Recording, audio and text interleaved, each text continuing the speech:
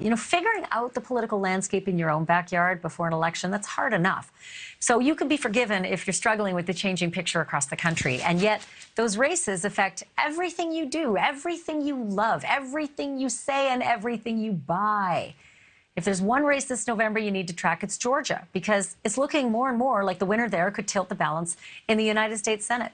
And joining me now is Tim Farley. He's been a leading political voice in journalism for decades. He's the former managing editor and host of the Morning Briefing on Sirius XM Radio's POTUS channel, also an emeritus contributor to that channel as well. So what I wanted to ask you about, Tim, when it comes to, tickets like what's going on in Georgia, there's a lot of talk about a potential split ticket. A lot of people deciding to vote for, say, Raphael Warnock for senator, but then Brian Kemp for governor, a Republican and a Democrat. And I'm wondering if far-right candidates and far-left candidates need to watch their backs, because this could end up being the movement across the nation.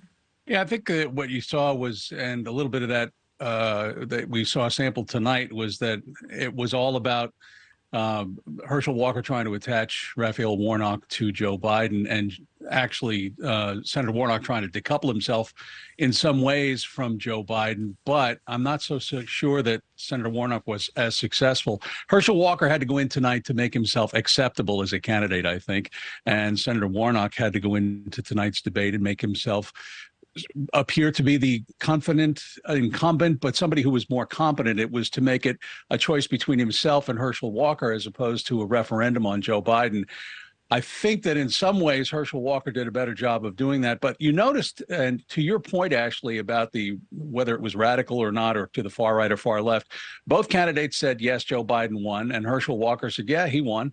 And Joe Biden won. And that's why we have to vote for me.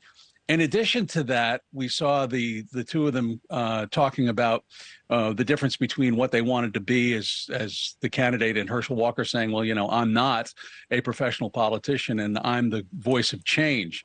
So I don't think that Raphael Warnock positioned himself either as very liberal, nor did he necessarily gain any conservative voters. I think Herschel Walker probably solidified his place with some conservative voters. I think he might have assuaged a few fears about what he would do. He said he'd vote for Donald Trump in 2024, but he said that's because he's my friend. It has nothing to do with politics. So I think I was interested, honestly, I was interested in him saying, I'm now, I'm not against abortion. I'm for the Georgia bill. That was a real turnaround, which I found surprising. But the question I really want to get from you is, are more voters these days single issue voters? If they're not going to be parliamentarian voters, I want my guy, I don't care what he stands for. I just want my guy to do the vote that I want in that body.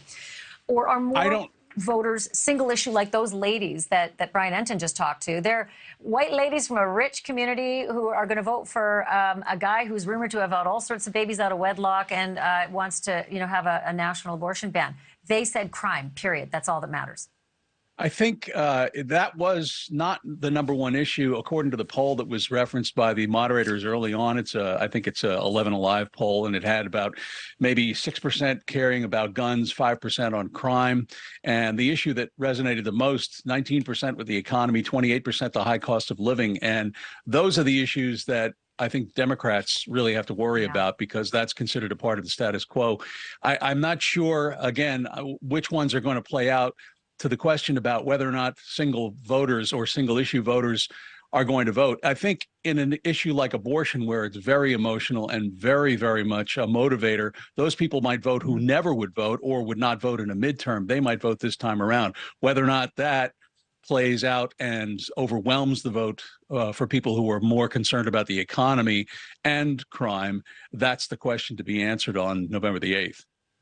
So the question I have is, why did you retire? And the other question I have is, will you just come back again? Because we've got lots more political reporting. Well, I like doing this, and I still follow it. I retired because there were things that I wanted to do on my own pace, and I loved what I do. I loved radio, but, I had a great run, 45 years of doing it. Take me with you. Yeah. I'm going to call you back, though. Thank you so much. So appreciate you coming on, Tim Farley.